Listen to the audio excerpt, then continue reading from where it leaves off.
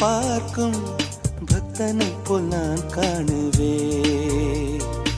ஒரு நாள் அது நடக்கும், திருநாள் என்னை அழைக்கும்.